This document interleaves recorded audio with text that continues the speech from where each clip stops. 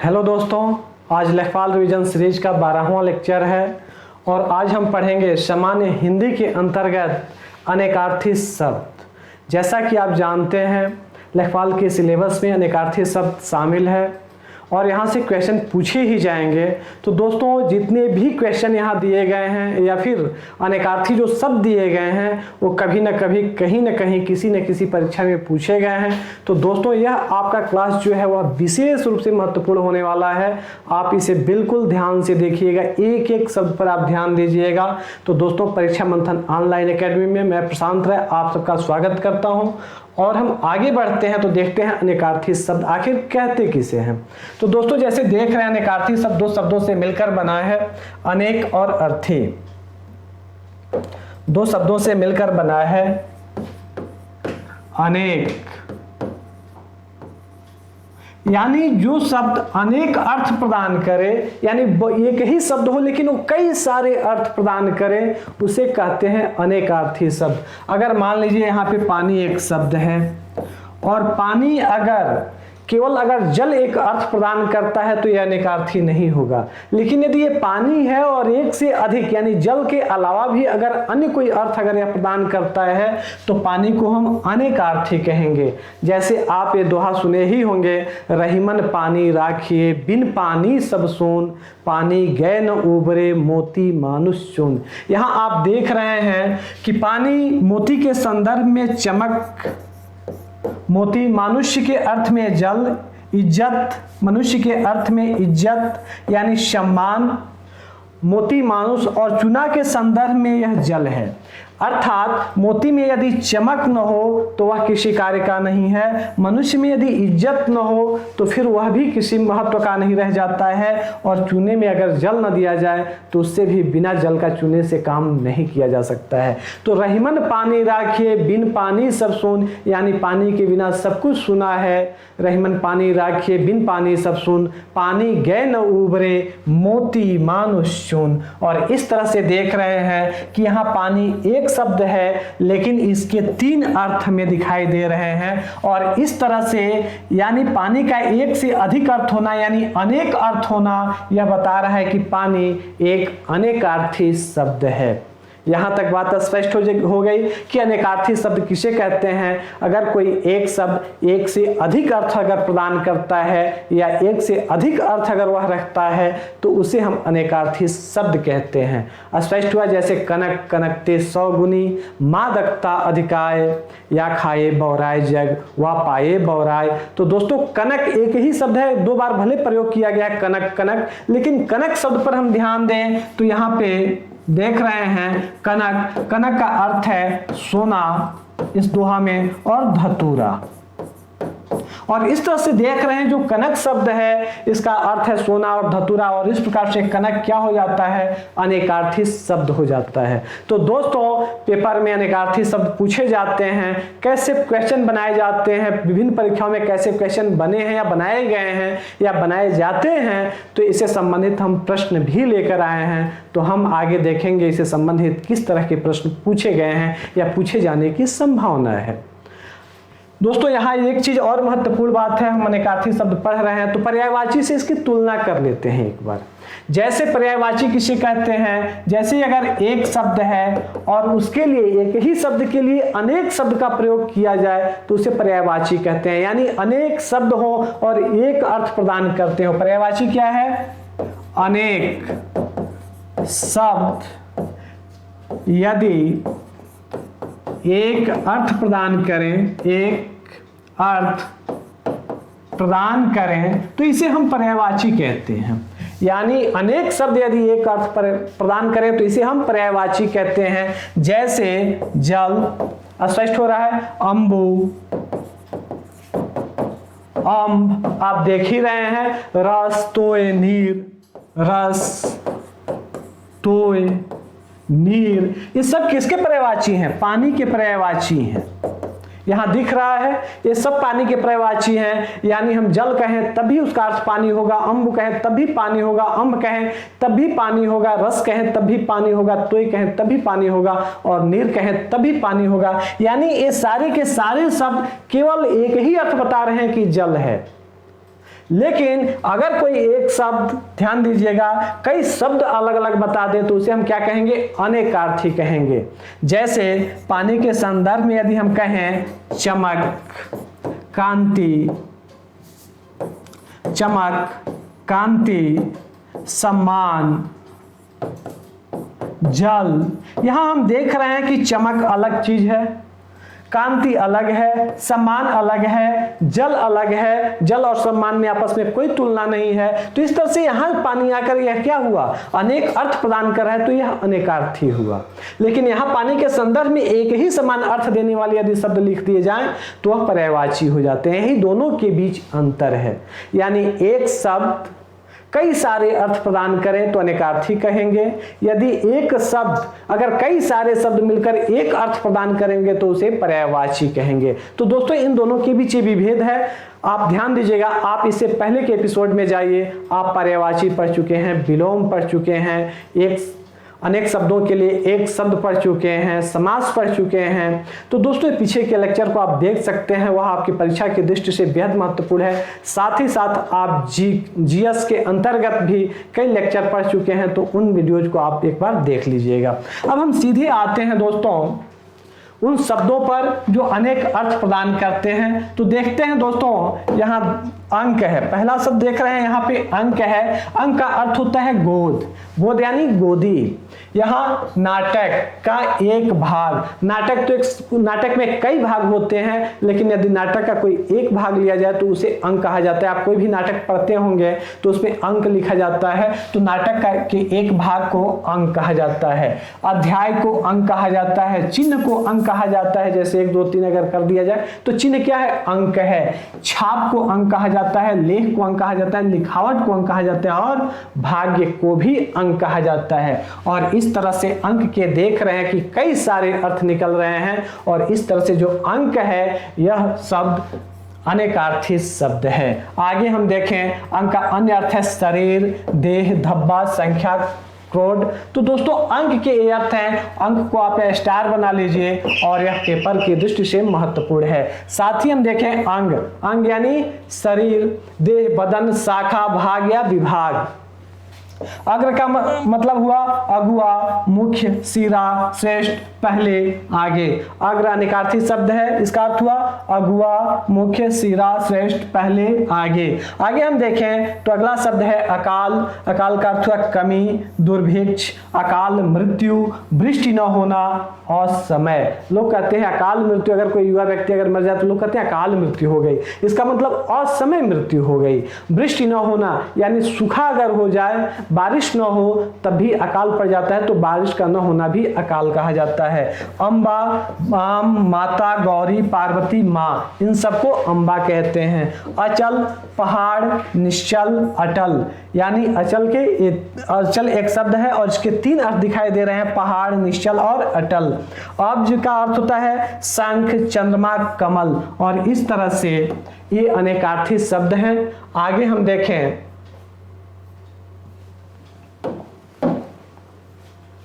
तो अंबर, अंबर का अर्थ हुआ बादल, गगन, कपास, एक इत्र, मेघ, आकाश, वस्त्र। तो दोस्तों यह अंबर है, और अंबर यहाँ अनेकार्थी है। कारण है कि यह अनेक अर्थ दे रहा है, और लगभग सारे अर्थ एक दूसरे से भिन्न हैं। जैसे बादल देख रहे हैं और गगन देख रहे हैं, कपास देख रहे हैं, एक इत्र देख रहे हैं, तो ये सब एक दूसरे से अलग अलग शब्द हैं, और इस तरह से अंबर अनेक अर्थ प्रदान कर रहा है, और इस तरह से यह अनेकार्थी शब्द है, मेघ, आकाश, वस्त्र। आगे हम देखें अपवाद। अपवाद का अर्थ होता है खंडन, नियम के विरुद्ध, कलंक और दोष। यानी अगर कोई चीज नियम के विरुद्ध होता है तो उसे हम अपवाद कहते हैं। किसी चीज का खंडन किया जाए तो उसे भी अपवाद कहा जाता है। कलंक किसी पे लग जाए तो उसे भी अपवाद कहते हैं। दोष अगर मढ़ा जाए तो वह भी अपवाद कहलाता है। तो अपवाद के यहाँ कई सारे हम अर्थ देख रहे हैं। तो दोस्तों अंबर पर आप स्टार लगा दीजिए, परीक्षा की दृष्टि से यह महत्वपूर्ण शब्द है। अमृत की बात करें तो जल, सुधा, अन्न, स्वर्ण, पारा, मृत्यु रहित, इन सबको अमृत कहा जाता है। आगे हम देखें अर्क। अर्क दोस्तों स्टार लगा लीजिएगा। अर्क पूछा जा सकता है इंद्र, स्फटिक, मदार या आग का पौधा, सूर्य, प्रकाश, काढ़ा, तांबा, विष्णु, ये सब अर्घ के अर्थ हैं अर्घ, बालक, शिष्य और शिशिर ऋतु को अर्घ कहा जाता है। अंबुज, कमल, बेत, वज्र, ब्रह्मा, शंख, ये अंबुज कहे जाते हैं। अर्घ, अर्घ का अर्थ होता है मूल्य, भेंट, घोड़ा, मधु, शहद, जलदान। तो दोस्तों इसमें अर्घ को स्टार लगा लीजिएगा, अंबर स्टार लगा लीजिएगा और अर्घ को स्टार लगा लीजिएगा। ये परीक्षा की दृष्टि से बेहद महत्वपूर्ण है। आगे हम देखें तो अली, अली के संबंध में देखें तो बाध, सेतु, पंक्ति, भ्रमरी यानी भौरा, बिच्छू और मदिरा, इन सबको अली कहते हैं। अहि का देखें तो सूर्य, दृष्ट, वृत्रासुर, पृथ्वी, राहु और श्राप, इन सबको अहि कहा जाता है। यदि सूर्य का प्रवाची लिखना हो तो अहि होगा। दुष्ट, वृत्रासुर, पृथ्वी, राहु, साप, साप के अर्थ में तो आप अहि जानते ही हैं। तो अहि के इतने सारे अर्थ हैं। आत्मा का ब्रह्म, सूर्य, परमात्मा, अग्नि, स्वरूप, यानी ये सब आत्मा के अर्थ हैं। आपको देखें तो आपका अर्थ एक तरह से कहें तो पानी ही होता है, यानी छवि, चमक, शोभा, इज्जत, पानी। और इस तरह से आप दोस्तों यह जो पानी है इसे आप स्टार लगा लीजिएगा। आतुर को हम देखें तो रोगी, कमजोर, दुखी, उतावला, उत्सुक, यानी आतुर के इतने सारे अर्थ हैं, रोगी, कमजोर, दुखी, उतावला और उत्सुक। आगे हम देखें आराम शब्द है तो इसका अर्थ होता है विश्राम, राहत। जैसे आप किसी को कोई बीमारी हो तो लोग पूछते हैं आराम है, तो यहाँ विश्राम से अर्थ नहीं है, यहाँ राहत से अर्थ है कि राहत है। वाटिका, सुख सुविधा, ये सब आराम कहे जाते हैं। सुख सुविधा यानी आराम के साधन।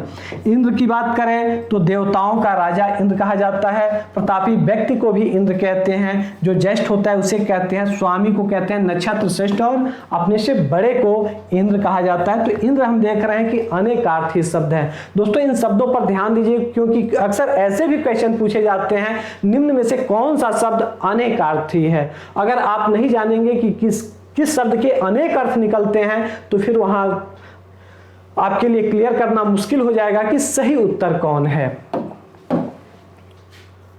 आगे देखें तो अगला शब्द है इंदु। इंदु का हम देखें तो कपूर, चंद्रमा, गणित की एक संख्या, ये इंदु है। तो दोस्तों उमा हम कहें तो हल्दी को कहते हैं, दुर्गा को कहते हैं, अलसी को कहते हैं, अलसी के पौधे को, पार्वती को कहते हैं, कीर्ति को कहते हैं और कांति को कहते हैं उमा। यानी उमा के कितने अर्थ हैं? हल्दी, दुर्गा, अलसी, पार्वती, कीर्ति और कांति। उषा स्टार लगा लीजिएगा। उषा यानी प्रभात, बड़ा सूर्य की कन्या का नाम उषा था। अरुणोदय यानी सुबह का जो बेला होता है उसे भी हम उषा कहते हैं। आगे देखें तो उर्मी, इसका अर्थ होता है पीड़ा, कपड़े की सिलवट, यानी कपड़ा पहने उसमें कई सारे सिलवट अगर पड़ जाए, कई जगह से उमड़ जाए तो उसे उर्मी कहते हैं। सिकन, दुख, लहर, यानी समुद्र या जल की लहरों को भी उर्मी कहा जाता है। तो दोस्तों इसे भी स्टार बना लीजिएगा। ऋण, कर्ज, घटाना, उपकार, दायित्व, इसे ऋण कहा जाता है। यानी अगर आपने किसी का कर्ज लिया हो तो आप कहते हैं उनका ऋण है मेरे ऊपर इतना। घटाना, आप तो गणित जानते हैं तो ऋण को घटाना कहते हैं। उपकार, आप कहते हैं मैं आपका ऋण उतार दूंगा, इसका अर्थ होता है आप कर्ज उतारने की बात। तो यहाँ कर्ज क्या है? उपकार का है। आपके कोई उपकार किया है, आपकी कोई सहायता किया तो आप कहते हैं मैं आपका ऋण उतार दूंगा। तो यहाँ ऋण का अर्थ है उपकार। दायित्व, तो दोस्तों ऋण के भी कई सारे यहाँ अर्थ दिखाई दे रहे हैं। ऐरावत, तो ऐरावत का अर्थ होता है बिजली, एक नाग का नाम है। इंद्रधनुष को भी ऐरावत कहते हैं। इंद्र जिस हाथी पर बैठते हैं उसे भी ऐरावत कहते हैं। तो इस तरह से ऐरावत के ये अर्थ रहे। कनक की बात करें तो सोना, धतूरा, गेहूं, टेसु, ये सब कनक के अर्थ है। जैसे मैंने प्रारंभ में ही कहा है कनक कनकते सौगुनी, तो यहाँ कनक दो बार आया और दोनों के अर्थ अलग हैं, एक का सोना और दूसरे का धतूरा। तो इस तरह से जो कनक शब्द है यह अनेकार्थी शब्द है। आगे बात करें तो अगला शब्द है कल। कल की हम बात करें तो गया हुआ या आने वाले दिन को भी कल कहते हैं। जो बीत गया उसे भी कल कहते हैं और जो आता है उसे भी हम कल कहते हैं। यानी कल की बात थी। तो दोस्तों कल की बात यानी बीती हुई, कल हम एक काम कर देंगे। तो दोस्तों यहाँ कल का अर्थ आने वाला है, यानी गया हुआ या आने वाले दिन को कल कहा जाता है। मशीन को भी कल कहा जाता है। जैसे लोग कहते हैं कल पुर्जा, तो दोस्तों चैन, चैन को भी कल कहते हैं। लोग कहते हैं तुम्हें कल नहीं पड़ रहा है, कल मतलब चैन। तो दोस्तों कल का अर्थ है गया हुआ या आने वाला दिन, मशीन और चैन। इस तरह से कल अनेकार्थी शब्द है। कला, कारीगर, अंश, कौशल, मूर्तिकला, निर्माण कला, ढोंग इत्यादि को कला कहते हैं। काल की हम बात करें तो समय को काल कहते हैं, मृत्यु को काल कहते हैं, यमराज को भी काल कहते हैं और दुश्मन को भी काल कहते हैं। जो आपके जान के पीछे जो दुश्मन पड़ा हो, सारे दुश्मन नहीं। तो इस तरह से काल, समय, मृत्यु, यमराज और दुश्मन। आगे हम कहें तो काम, काम का अर्थ होता है कार्य, काम का अर्थ होता है कामदेव और काम का अर्थ होता है इच्छा। कन्या, कन्या का अर्थ होता है पुत्री, सामान्य लड़की और एक राशि का नाम है जिसे कन्या राशि लोग कहते हैं। कपि का अर्थ होता है बंदर, हाथी और सूर्य। दोस्तों कपि पर स्टार लगा लीजिएगा। कलि का अर्थ होता है एक युग जिसे कलयुग हम कहते हैं। वीर, दुख, युद्ध, पाप, शिव और विवाद, इन सबको कलि कहते हैं। आगे देखें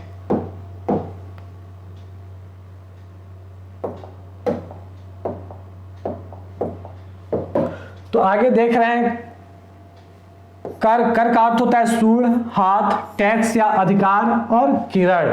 यानी कर का अर्थ सूढ़, हाथी का जो सूढ़ होता है उसे भी कर कहते हैं, हाथ को भी कर कहते हैं, टैक्स को तो कर कहते ही हैं और सूर्य की किरण को भी हम कर कहते हैं। कक्ष का अर्थ होता है, कर का स्टार बना लीजिएगा। कक्ष को कहते हैं कमरा, ग्रहों के घूमने का स्थान। यानी जो दीर्घवृत्ताकार कक्षा में जो ग्रह परिक्रमा करते हैं उन्हें भी कक्ष कहते हैं, जिसे सामान्यतः लोग कक्षा कहते हैं।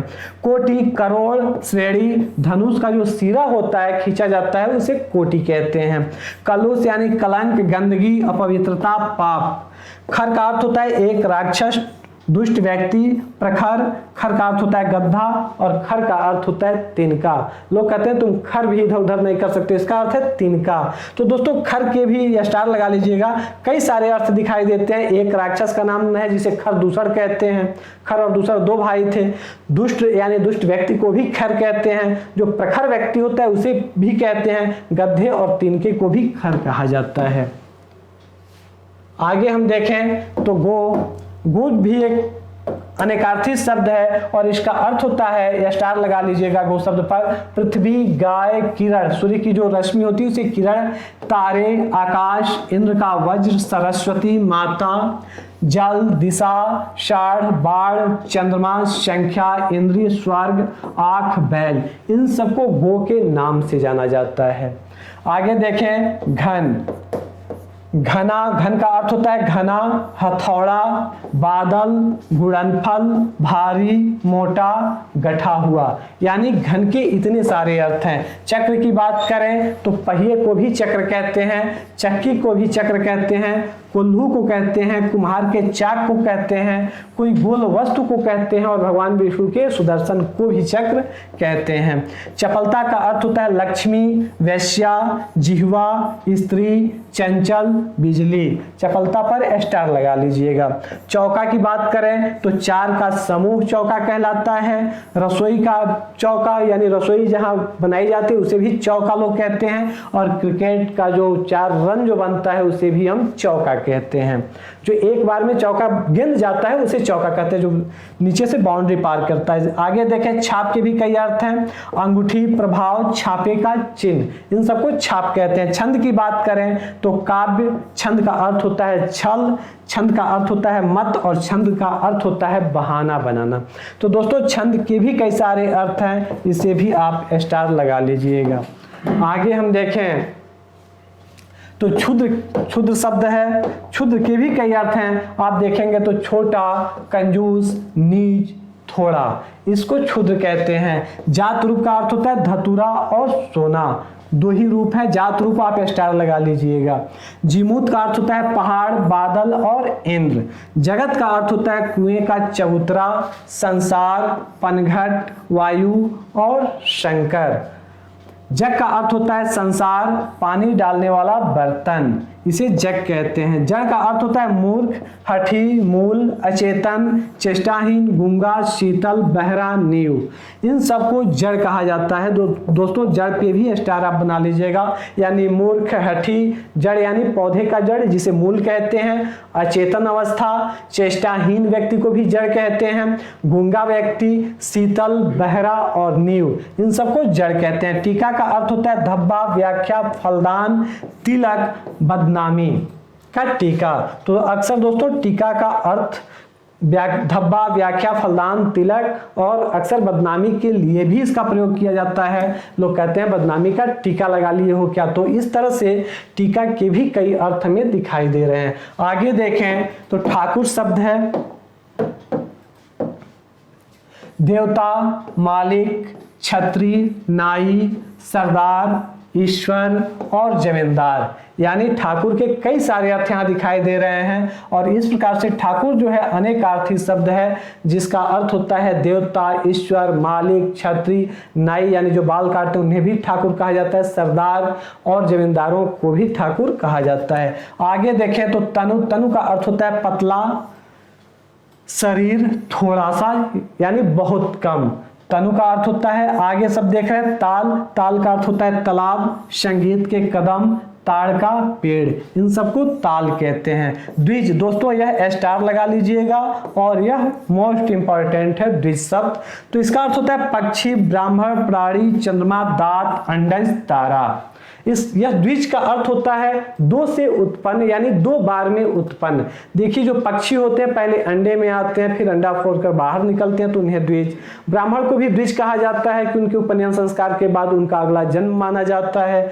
प्राणी भी द्विज होते हैं। चंद्रमा भी द्विज कहे जाते हैं क्योंकि आप देखें तो उनके दो पक्ष होते हैं, एक बार अस्त होते हैं पुनः उदय होते हैं। दांत भी दो बार निकलते हैं। अंडज यानी अंडा से जो भी उत्पन्न हो, और तारों को भी द्विज कहते हैं।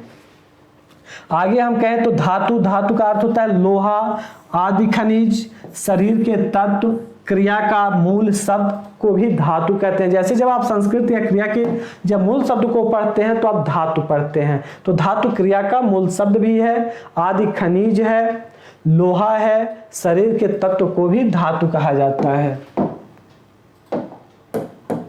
आगे देखें तो धर्म, धर्म का अर्थ होता है ईमान, कर्तव्य, स्वभाव, संप्रदाय, प्रकृति, न्याय, यज्ञ, शुभ। तो इस तरह से धर्म के भी कई अर्थ हैं और आप इसे भी स्टार बना लीजिएगा। आगे देखें रीति, पूरी, संप्रदाय, सहज वृत्ति, यह भी धर्म के अंदर ही है। अगला है धवल, धवल का अर्थ होता है निर्मल, निष्कलंक, साफ, सफेद और उजला। नाग का अर्थ होता है हाथी। नाग का अर्थ हम सामान्यतः सर्प के रूप में लेते हैं, लेकिन नाग को भी आप स्टार बना लीजिएगा। इसका अर्थ होता है हाथी, सांप, चश्मा, रांगा, शीशा, नागकेसर, यान और बादल, इन सबको हम नाग के ये सब अर्थ हैं। दोस्तों आगे देखें तो नाक, नाक का अर्थ होता है नासिका, स्वर्ग, प्रतिष्ठा, शोभा की वस्तु। लोग कहते हैं जब आप प्रतिष्ठा को गवा देते हैं तो लोग कहते हैं नाक कटा लिया। नाक यहाँ क्या है? प्रतिष्ठा का प्रतीक है। नाक का अर्थ स्वर्ग भी होता है, नाक का अर्थ नासिका यानी स्वयं नाक भी होता है। शोभा की वस्तु को भी नाक कहा जाता है। अगला है पानी, जल, वर्षा, स्वाभिमान, इज्जत, चमक, प्रतिष्ठा, इसे आपके रूप में आप पहले भी पढ़ चुके हैं। पतवार की बात करें तो कान, कुंती के पुत्र, कर्ण, कर्ण को पतवार कहा जाता है तो कुंती के पुत्र यानी कर्ण। समकोण त्रिभुज में जो सबसे बड़ी भुजा होती है उसे भी पतवार कहते हैं। पारावार का अर्थ होता है आर पार, दोनों ओर का तट। पारावार यानी कोई सागर है, नदी है तो दोनों किनारों का जो छोर है, जो तट है, उसे भी पारावार कहा जाता है। आगे देखें तो सीमा, हद और समुद्र का तो पर्यायवाची ही है पारावार। तो इस तरह से प्रवार के भी बहुअर्थी शब्द है, आप इसे स्टार बना लीजिएगा। आर पार, दोनों ओर का तट, सीमा, हद और समुद्र।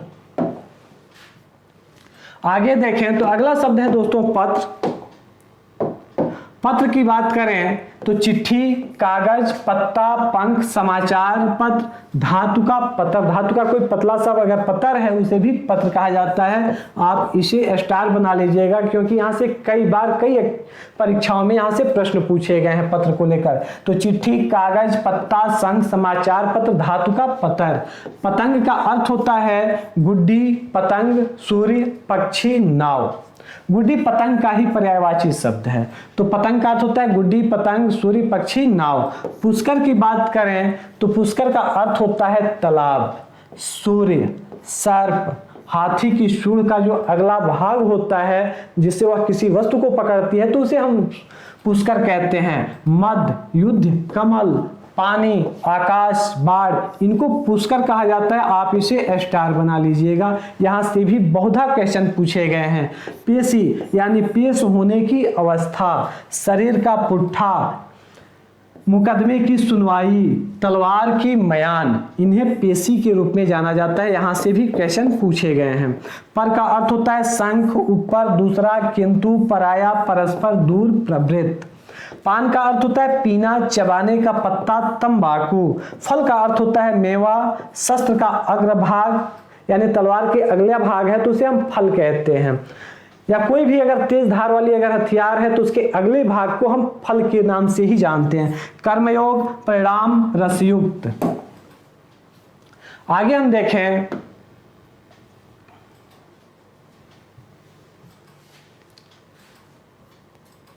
सूर, अगला शब्द है सूर। इसका अर्थ होता है वीर, विष्णु, सिंह, योद्धा और सूर्य। शिव को देखें तो शिव का अर्थ होता है कल्याण करने वाला यानी कल्याण, महादेव, भाग्यशाली, मंगल, लिंग, पारा, मोक्ष, जल और वसु। सुधा की बात करें, सुधा का देखें तो सुधा का अर्थ होता है अमृत और पानी। पानी को भी सुधा कहते हैं। अमृत सामान्यतः यह अमृत के पर्यायवाची के रूप में देखा जाता है सुधा, लेकिन इसका एक अर्थ पानी भी होता है। तो इस तरह से सुधा हम देख रहे हैं कि यह भी अनेकार्थी शब्द है। सुरभि का अर्थ होता है पृथ्वी, सुगंधित, सोना, वसंत ऋतु, सुंदर और गौ। आगे देखें स्वर्ण, स्वर्ण का अर्थ होता है सुंदर वर्ण का, सुनहरा, स्वर्ण यानी सोना। हरि का अर्थ होता है भगवान, सर्प, घोड़ा, सिंह, हाथी, बंदर, सूर्य, यमराज, पर्वत, कोयला और मेढक। यानी हरि मोस्ट इंपॉर्टेंट है, आप इसे याद कर लीजिएगा। हरि क्या अर्थ है? भगवान, सर्प, घोड़ा, सिंह, हाथी, बंदर, सूर्य, यमराज, पर्वत, कोयला, मेंढक। हंस के बारे में बात करें तो जीवात्मा, एक पक्षी, सूर्य, कामदेव, पर्वत। सामान्यतः प्राण उड़ता है तो लोग कहते हैं हंस उड़ गए, यानी जीवात्मा, जीव की आत्मा। एक पक्षी का नाम भी है हंस। सूर्य को भी हंस कहते हैं, कामदेव को भी हंस कहा जाता है और पर्वत को भी हंस कहा जाता है। दोस्तों सामान्यतः हरि के संबंध में एक कविता कही जाती है, हरि कहे हरि सुने हरि गए हरि के पास, हरि हरि में कूद गए हरिमन भय उदास। तो दोस्तों इन सारे अर्थों को लेकर ही बनाया गया है। हरि कहे हरि सुने यानी सांप बोल रहा है, टर टर की आवाज कर रहा है नदी के किनारे, यानी मेढक जो है वो टर टर की आवाज कर रहा है नदी के किनारे या तालाब के किनारे। हरि कहे हरि सुने, सांप उसे सुनता है उस आवाज को, यहाँ अर्थ देख रहे हैं। तो हरि गए हरि के पास, तो सांप मेढक के पास जाता है। हरि हरि में कूद गए, यानी जो हरि है इसका अर्थ एक पानी भी होता है, जल भी होता है। तो हरि यानी जो मेढक था वो जल में कूद गया और यह देखकर हरिमन भय उदास यानी सांप उदास हो जाता है। तो यहाँ हम देख रहे हैं हरि के कई सारे अर्थ हैं, जिसमें याद रखिएगा भगवान, सर्प, घोड़ा, सिंह, हाथी, बंदर, सूर्य, यमराज, पर्वत, कोयला, पानी, मेढक, ये सब हरि के अनेक अर्थ हैं और इसे आप मोस्ट इंपॉर्टेंट के अंतर्गत शामिल कर लीजिएगा। यहाँ से भी बहुधा क्वेश्चन पूछे गए हैं परीक्षाओं में। आगे हम देखें तो श्री शब्द है। श्री का अर्थ होता है सामान्यतः हम लक्ष्मी के रूप में देखते हैं, तो श्री, शोभा, संपदा, कुमकुम, बाड़ी और कीर्ति, इन सबको श्री कहा जाता है।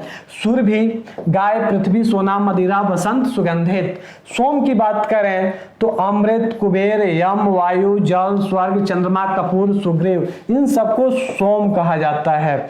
सार की बात करें तो मुख्य, शक्ति, अमृत, वायु, परिणाम, तत्व, महत्व, इन सबको सार कहा जाता है। सर की बात करें तो सर का अर्थ होता है तालाब, बाढ़, वायु, चोटी, किनारा, शीर्षक, जल, प्रपात को भी सर कहते हैं। वर्ण की बात करें तो अक्षर को वर्ण कहते हैं, रंग को वर्ण कहते हैं, किस जैसे इनका वर्ण सफेद है या जैसे भी या गेहुआ वर्ण है तो यानी रंग को भी वर्ण कहते हैं, भेद, स्वरूप, इन सबको वर्ण। तो वर्ण पर दोस्तों स्टार लगा लीजिएगा। आगे देखें तो माया शब्द है। माया माने भ्रम, माया का मतलब होता है लक्ष्मी, माया का अर्थ होता है ममता, कपट और संसार भी इसका अर्थ होता है। आगे हम देखें तो तड़ी शब्द आया हुआ है। तड़ी को देखें तो सूर्य, नौका, किरण और तांबा, यानी तड़ी का अर्थ हुआ सूर्य, नौका, किरण और तांबा। तड़ी को आप स्टार लगा लीजिएगा। जलज जलज का अर्थ होता है, जल का अर्थ होता है जल, और ज का अर्थ होता है यानी जल से उत्पन्न। तो यानी कमल, शंख, मोती, चंद्रमा, मछली, सिवार, लवण। आप सोच रहे होंगे चंद्रमा, तो दोस्तों चंद्रमा की उत्पत्ति भी जल से मानी जाती है, क्योंकि समुद्र मंथन में चंद्रमा का उदय हुआ था। तो इस तरह से हम देखते हैं कि चंद्रमा को भी जलज कहा जाता है। कक्ष की बात करें तो बादल, बाल, दांत, झुंड। कटक, सेना, शिविर, घर, समुद्र, चट्टाई। अक्ष, स्टार आप बना लीजिएगा। अक्ष, धुरी, आंख, आत्मा, ज्ञान, मंडल, रथ, पहिया और सर। आगे बात करें अक्षर, तो ब्रह्मा को, विष्णु को और शिव को अक्षर कहा जाता है, क्योंकि अक्षर का सामान्य अर्थ होता है जिसका क्षय न हो, यानी ये जो त्रिदेव है इनका क्षय नहीं होता है। तो ब्रह्मा, विष्णु, शिव को भी अक्षर कहा जाता है, यानी ईश्वर को भी अक्षर कहा जाता है। वर्ण को अक्षर कहा जाता है। मोक्ष, गगन, सत्य और धर्म को भी अक्षर कहा जाता है। तो इस तरह से हम देख रहे हैं, अक्षर पर आप स्टार बना लीजिएगा। अक्षर के भी कई अर्थ हैं। और आगे हम चलें तो अब हम इससे संबंधित प्रश्नों को देखते हैं कि इससे संबंधित कैसे प्रश्न पूछे गए हैं। तो अनेकार्थी शब्द अब्ज के गलत विकल्प का चयन कीजिए। यहां सीधा सा है, अब्ज के गलत विकल्प का चयन कीजिए, यानी सही विकल्प हमें नहीं चुनना है, गलत चुनना है। तो हम देखेंगे कि अब्ज का अर्थ शंख होता है, यानी ये तो सही है। अब्ज का अर्थ कमल होता है, ये भी सही है। अब्ज का अर्थ चंद्रमा होता है, यानी ये भी सही है। अब्ज का अर्थ कपूर नहीं होता है, इसलिए जो गलत विकल्प है वह डी है, यानी कपूर। आगे हम देखें तो अगला प्रश्न है, कौन सा शब्द अर्क का अनेकार्थी नहीं है। अर्क का अनेकार्थी यानी अर्क के अनेक अर्थ हैं, तो उसमें कौन सा जो शब्द है वो अर्क का अर्थ नहीं देता है। तो दोस्तों सूर्य यह अर्क का अनेकार्थी है। प्रकाश किरण, इसे भी यह भी अर्क का अनेकार्थी है। आग का पेड़, जिसे मदार का पेड़ भी कहते हैं, यह भी अर्क का अनेकार्थी है। जो ज्वाला है यह अर्क का अनेकार्थी नहीं है। इस तरह से ऑप्शन डी सही है। आगे हम देखें, आतुर का अनेकार्थी शब्द है। आतुर का अनेकार्थी शब्द, आतुर का रोगी होता ही है। कमजोर व्यक्ति को भी आतुर कहते हैं। उत्सुक व्यक्ति को भी आतुर कहते हैं। या डी ऑप्शन है उपरोक्त सभी, अर्थात उपरोक्त सभी आतुर के अनेकार्थी हैं। इस तरह से ऑप्शन डी सही है। आगे हम देखें तो अचल शब्द का अर्थ है स्थिर। दूसरा अर्थ क्या होगा, तो चलायमान, ये गलत है। अचल जो शब्द है इसका अर्थ चलायमान नहीं होता है। अस्तवीर यह भी नहीं होता है। निश्चल, तो दोस्तों यह अर्थ सही है। गतिमान यह भी नहीं होता है, यानी ऑप्शन सी सही है कि अचल शब्द का एक अर्थ है स्थिर और दूसरा अर्थ है निश्चल। आगे हम देखें, जीवन का एक अर्थ है जिंदगी, दूसरा अर्थ है जीने का ढंग, जी नहीं। जीवन का एक अर्थ है जिंदगी, दूसरा अर्थ है पानी, यानी यहाँ पर पानी सही है। यही कारण है कि जल ही जीवन कहा जाता है, यानी जल क्या है, जीवन है। यानी जीवन का एक अर्थ जिंदगी है और दूसरा अर्थ क्या है, पानी है।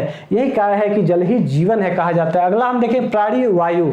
वायु के बिना भी आदमी जीवित नहीं रह सकता है, लेकिन जीवन जो है उसका अनेकार्थी वायु नहीं होता है बल्कि पानी होता है, और यही कारण है कि जल ही जीवन कहा जाता है। आगे हम देखें तो निम्नलिखित शब्दों में से एक का अर्थ पतवार भी है। तो दोस्तों किसका अर्थ पतवार होता है, कान का, जी नहीं। कर्ण का, तो हाँ कर्ण का अर्थ पतवार होता है। कुंती के पुत्र को पतवार कहा जाता है, यानी कर्ण। श्रुति, श्रवणेन्द्रिय, तो दोस्तों इसमें ऑप्शन बी सही है, कर्ण। पतवार का अर्थ है कर्ण। आगे हम देखें तो निम्नलिखित में से कौन सा शब्द अनेकार्थी नहीं है। तो यहां हम देख रहे हैं कि पत्र के भी अनेक अर्थ निकलते हैं। मुद्रा की बात करें तो मुद्रा के भी अनेक अर्थ हैं। मुद्रा जैसे कागज, रुपया, पैसा कह सकते हैं, धन कह सकते हैं। विशेष रूप से मुद्रा एक योग की भी मुद्रा होती है। पुस्तक, तो दोस्तों ऑप्शन सी देख रहे हैं कि पुस्तक का अनेकार्थी शब्द नहीं है। दंड, दंड भी अनेकार्थी है। तो पत्र, मुद्रा और दंड अनेकार्थी शब्द हैं, जबकि हम यहाँ देख रहे हैं पुस्तक अनेकार्थी शब्द नहीं है। इस तरह से निम्नलिखित में से कौन सा शब्द अनेकार्थी नहीं है, तो ऑप्शन सी सही है, यानी पुस्तक अनेकार्थी नहीं है।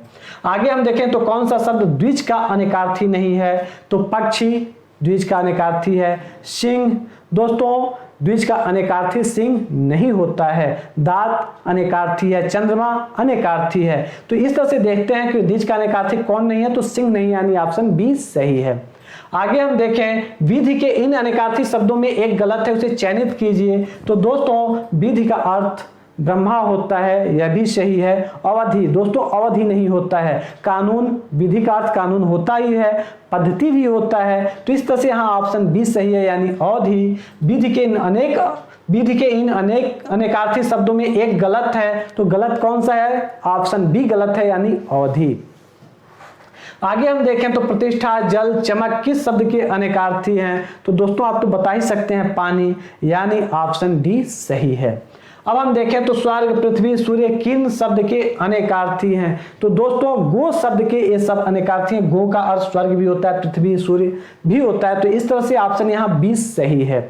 आगे हम देखें कर का अर्थ नहीं होता है, कर का अर्थ सूर्य नहीं होता है, यानी ऑप्शन ए तो दिख रहा है। बी देखें तो हाथ होता ही है, किरण होता ही है, टैक्स होता ही है, यानी कर का जो अर्थ होता है वो सूर्य नहीं होता है, इसलिए ऑप्शन ए सही है। आगे हम देखें तो चंद्रमा तथा ब्राह्मण के लिए एक शब्द है, तो दोस्तों द्विज, चंद्रमा को भी कहते हैं और ब्राह्मण को भी कहते हैं, यानी ऑप्शन बी सही है। अब देखें सुधा का अनेकार्थक शब्द क्या है? बादल, बिजली, तो नहीं, यह तो नहीं है। अमृत, पानी, यानी सुधा का अर्थ अमृत भी है और पानी भी है, इस तरह से ऑप्शन यहाँ पर भी सही दिखाई दे रहा है। प्राण, प्रीतम, यह भी नहीं है। सेना शक्ति, यह भी नहीं है। तो सुधा का अनेकार्थक शब्द क्या है? तो दोस्तों ऑप्शन बी सही है, अमृत और पानी। और इस तरह से दोस्तों आज के क्लास में आपने देखा यह लेखपाल रिवीजन सीरीज का यह 12वां सीरीज था और इसमें आपने सामान्य हिंदी के अंतर्गत अनेकार्थी शब्द देखे, साथ ही साथ आप पिछली कक्षाओं को भी देख लीजिएगा। हिंदी तथा जीएस से संबंधित अनेक ऐसी कक्षाएं हैं जो आपके लिए उपयोगी साबित होंगी, आपके परीक्षा की दृष्टि से बेहद ही महत्वपूर्ण साबित होंगी। इसी के साथ दोस्तों यह क्लास देखने के लिए आप सबको बहुत बहुत धन्यवाद।